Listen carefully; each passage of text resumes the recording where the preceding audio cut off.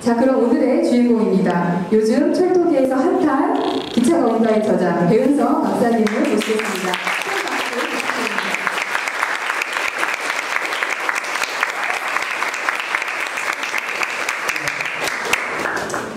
예, 갑자기 스타가 된 느낌입니다. 이런 책을 쓴 게 처음이어서 당연히 이런 행사도 처음이고요. 그렇지만 용감하고 씩씩하게 한번 행사를 진행하도록 해보겠습니다. 오늘이 7월 20일입니다. 7월 20일인데 지금 안내 자료를 보시면 주제가 전쟁과 철도로 되어 있습니다.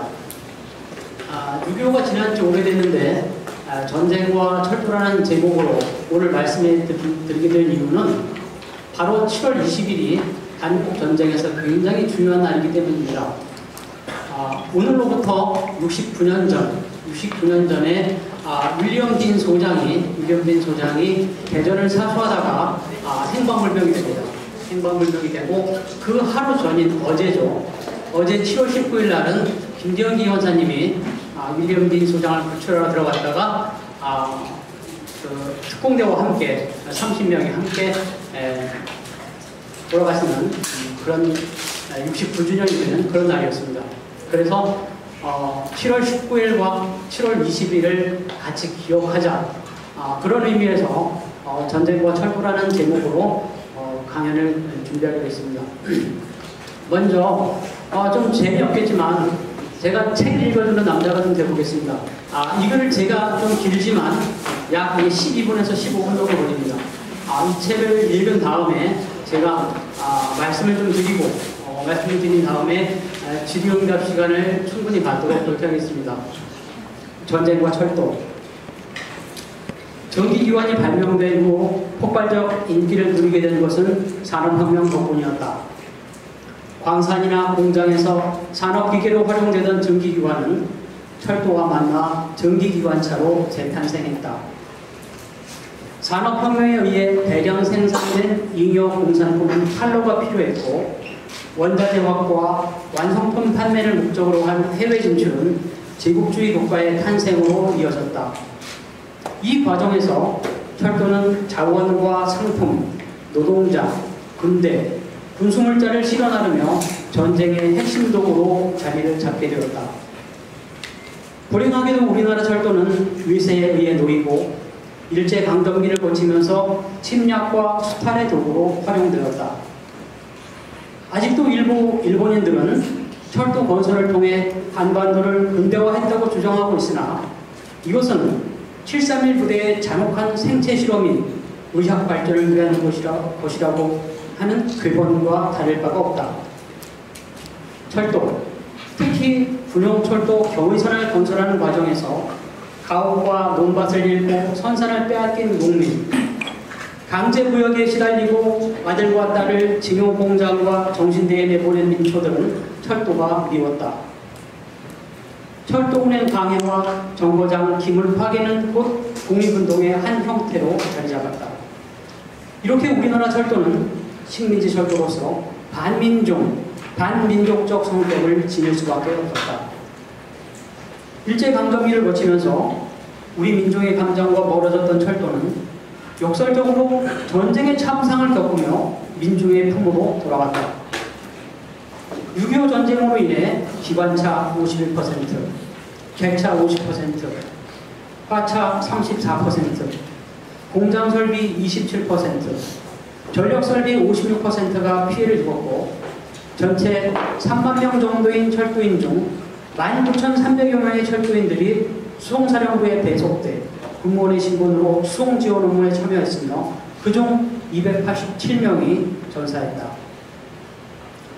전쟁 상황이 진퇴를 거듭하는 과정에서 철도는 수많은 피난민의 생명을 참화로부터 구해냈고 병력과 물자 수송을 통해 나라를 지켜냈다. 목숨을 바쳐 철도를 지켜낸 많은 철도 영웅 중에서 김대현 기관사 이야기를 소개하려고 한다. 미국의 유명 포털 사이트인 MSN은 2011년 현충일을 맞아 미국 역사상 최고의 전쟁 영웅 16명을 선정하여 발표하였다. 16명의 영웅 중에는 미국의 초대 대통령 조지 워싱턴이나 우리에게 잘 알려진 더글라스 맥아더 장군도 있었지만 우리 철도와 직접적인 인연을 맺고 있는 윌리엄 F. 딘 소장의 이름도 있었다. 딘 소장. 그는 6.25 당시 미 제24단 사단장으로서 중부전선을 방어하는 책임을 맡고 있었다. 한창 전투가 진행되던 1950년 7월 19일 대전 시내에 고립되어 있는 그를 구해내기 위한 특공 작전이 펼쳐졌다. 30명의 미군과 3명의 기관차 승무원으로 구성된 결사대는 아직 아군이 점령하고 있는 경부선 이원역에서 김재현 기관사가 보는 미카형 전기기관차와 탄수차에 나타나고 대전역을 향해 출발했다. 저녁 6시경이었다. 대전시 외곽은 이미 적군에게 넘어간 상황. 결사대는 대전에 진입하는 과정에서 기관총과 수리탄 공격을 당해 27명이 생명을 잃었다. 물탱크마저 구멍나 기관차가 출력을 내지 못하자 서둘러 철수할 수밖에 없었다. 하지만 쉽지 않았다. 대전역을 떠나 남쪽으로 오르막길을 힘겹게 오르는 전기기관차를 향해 적군의 집중포화가 쏟아졌다. 숨을 곳도 물러설 곳도 없었다. 오직 죽음의 터널을 빠져나가는 방법밖에. 결국 귀로의 미군 결사대 2명이 더 전사하고 김재현 기관사 또한 하늘의 부름을 받았다. 보조 기관조사 현재영 씨도 총격을 입고 쓰러졌고 본무 기관조사 황남호 씨에 의해 위카는 미군 야전병원이 있는 옥천역에 겨우 도착할 수 있었다. 결사대 33명 중 30명이 전사하고 미군 1명과 승무원 2명만 겨우 살아남은 것이다.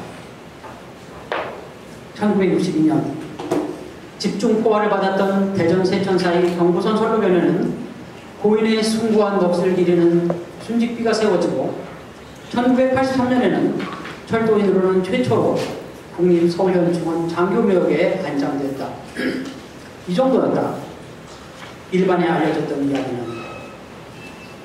전쟁 때 대전 지역의 한 기관사가 미군 장성을 구출하러 특명을 받고 나갔다가 실패하여 27 꽃다운 나이에 눈을 감았고 정작 그분이 목숨 바쳐 구하고자 했던 파란 눈의 장성은 인민군에게 포로가 되었다가 정전 후 본국으로 돌아가 여생을 마쳤다는 이야기. 경기도 의령에 있는 철도박물관에는 1985년 6월 22일자 동아일보에 실린 정일원 당시 3군 총사령관의 회고가 전시되어 있다. 딘 소장, 대전 전투서 실종. 이란 제목의 이 기사에는 대전에 도착한 당시 미8군 워커 사령관과 정일원 사령관에게 딘 소장이 대전 사수의 뜻을 밝히는 장면이 나온다. 도저히 싸움이 들지 않는 중과부적인 상황에서 영동으로의 철수 계획을 알려주는 워커 사령관에게 딘 소장은 제1기병사단이 도착할 7월 20일까지 버텨보겠노라고 결연한 의지를 보인 것이다. 그는 7월 19일에 이어 20일 당일에도 새벽부터 3.5인치 바주카포로 적군의 탱크에 맞서다가 저녁 5시 간경 끝내 연락이 두절된 것으로 밝혀졌다. 물론 이길 수 있다고 믿었던 것은 아닐지도 모른다. 약동강 전선에서의 최후의 반격을 위한 시간 벌기 지연작전에 온몸을 던진 것이었다.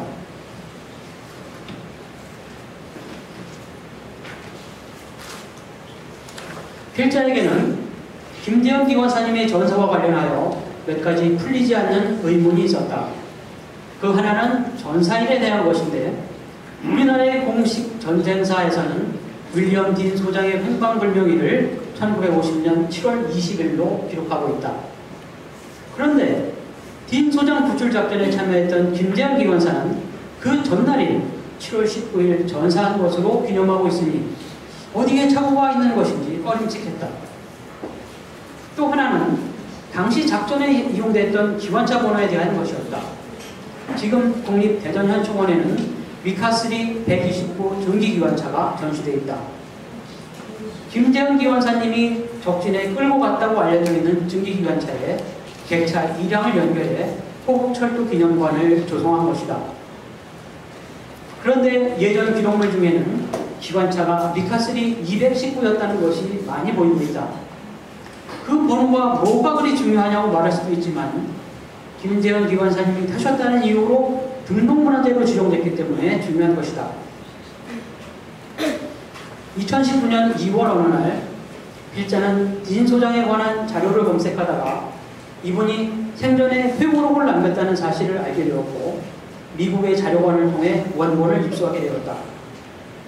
장군이 전역하기 전인 1954년에 발표된 회고록에는 1950년 7월 19일 그날에 대한 놀라운 사실이 적혀 있었다. 당시 장군은 지휘소를 영동에 차려놓고 정작 본인은 대전 시내 중심에 충남도청을 근거지로 삼아 지연작전을 지휘하고 있었다. 당일 16시 지휘소에 명령을 내리는데 대전역에 묶여있는 10량의 보급품 마차를 영동으로 끌고 갈 기관차를 보내라는 것이었다. 이 명령에 의해 33명의 결사대가 기관차에 탄수차만 연결한 채 대전역으로 출발했던 것이며 안타깝게도 대부분의 병력과 차량이 큰 피해를 입는 바람에 임무를 수행하지 못했던 것이다. 이 소식을 들은 딘 소장은 지휘소에 기관차를 다시 보낼 것을 명령했지만 날은 이미 저물고 전세가 급박하게 전개돼 결사대는 다시 들어가지 못하고 만다. 이것으로 날짜에 대한 의문은 풀어졌다. 7월 19일 딘 소장과 영동의 지휘소 간 통신 상태는 문제가 없었고 결사대가 조직된 것은 공식적으로는 사단장 구출이 아닌 유계화차 10량에 실린 보급품 후송이 목적이었다. 그런데 당시 철도 군사수송 담당관이었던 유기남 철도참전 유공자의 회장은 매우 의미 있는 증언을 남겼다. 7월 19일 당시 유 회장은 미군의 요청에 의해 대전역에서의 마지막 철수열차를 대기해놓고 있었는데 적군의 탱크가 철도 쪽으로 접근하고 있음에도 불구하고 딘 소장이 나타나지 않자 헌병 장교의 명령에 따라 옥천까지 철수했다고 한다. 그런데 옥천에 도착하니 미군 대위가 사단장과 함께 철수하지 않은 것에 대해 납득을 하지 못했고 사실은 제가 책에는 납득하지 못했다고 했지만 굉장히 화를 냈다고 되어 있습니다. 도대체 철수열차에 사단장을 모시고 오지 않는 사람이 어디 있느냐 그런 식으로 되어 있습니다. 딘 소장을 구하기 위해 특공대를 조직했다는 것이다. 그리고 이 특공대를 태우고 사지로 가는 작전에 지원하고 나선 사람이 바로 김재현 기관사였다는 것이다. 결과를 놓고 보았을 때 전쟁 영웅 딘 소장은 중심가에서 적 탱크에 맞서 싸우면서도 대전역 군내에 남아있는 중요한 보급품이 적군의 손에 들어갈까 염려되어 기관차를 보낼 것을 명령했고 후방의 지휘소에서는 시시각각 조여드는 적군의 압박으로부터 차단장을 지켜내기 위해 필사적인 노력을 했던 것이다. 전쟁사는 작전의 목적이 보급품 후송이었다고 적고 있지만 결사대는 보급품 못지않게 딘 소장을 구해내기 위해 적진으로 뛰어들었던 것이다. 기관차 번호는 미카3 219가 맞는 것으로 보인다. 1953년에 교통부에서 발간한 한국교통동란기와 1983년에 기록된 황남호 씨와 현재영 씨의 진술서가 그것을 증명하고 있다. 219가 120% 둔갑하게 된 것은 신문에 잘못 실린 기사가 원인을 제공한 것이 아닐까 싶다. 1950년 7월 19일 우리는 전투에 졌다. 그 다음 날엔 대전이 적의 수중에 떨어졌다. 하지만 딘 소장의 그 지연작전은 대성공이었다. 낙동강 전투를 있게 했고 그것은 인천 상륙작전으로 이어졌다. 자, 저기까지가 책의 본문입니다.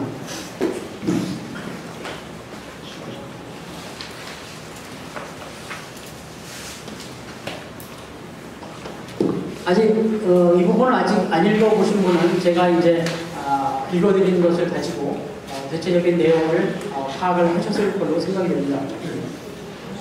전쟁사에 기록되어 있는 1950년 7월 19일과 7월 20일에 대한 얘기를 제가 간략하게 써놨습니다. 한국전쟁은 1950년 6월 25일부터 1953년 7월 27일 휴전될 때까지 1129일간 전투가 진행됐습니다. 그리고 지금도 역시 끝나지 않은 휴전 상태인 것 여러분 잘 알고 계실 겁니다. 1950년 7월 19일 이날은 수요일이었고 비 오고 흐렸다고 합니다. 전쟁 25일 차입니다.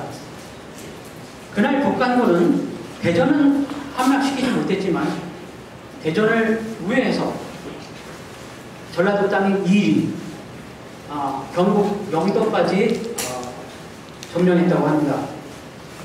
그리고 유엔 해군은 동해안에서 북한군 포격 군사시설을 포격했다고 기록되어 있습니다. 그 다음날 1950년 7월 20일 목요일, 이날도 역시 흐리고 비가 내렸다고 합니다. 전쟁 26일차입니다. 이날 가장 큰 기록은 역시 대전을 상실했다, 대전이 함락됐다 라고 하는 것이 가장 큰 뉴스가 되겠습니다. 그리고 대전이 함락되면서 24사단장 딘 소장이 실종됐다 라는 겁니다. 이날 잊지 못할 것은 뭐가 있냐면 김일성이 이날 독전을 했다는 겁니다. 독전이라고 하는 것은 전쟁을 독려했다는 것이죠. 그날 명령을 내리기를 8.15까지 부산을 점령하라 라고 하는 독전 명령을 내렸다는 겁니다. 이게 7월 20일입니다. 바로 오늘이 7월 20일입니다. 69년 전 일입니다. 자, 이 뒷장을 보시면 제가 이제 요즘 젊은 분들이 많이 좋아하는 기승전결 이런 얘기 많이 좋아하잖아요. 그래서 기승전결에 맞춰서 윌리엄 딘 소장 이야기를 정리를 해봤습니다.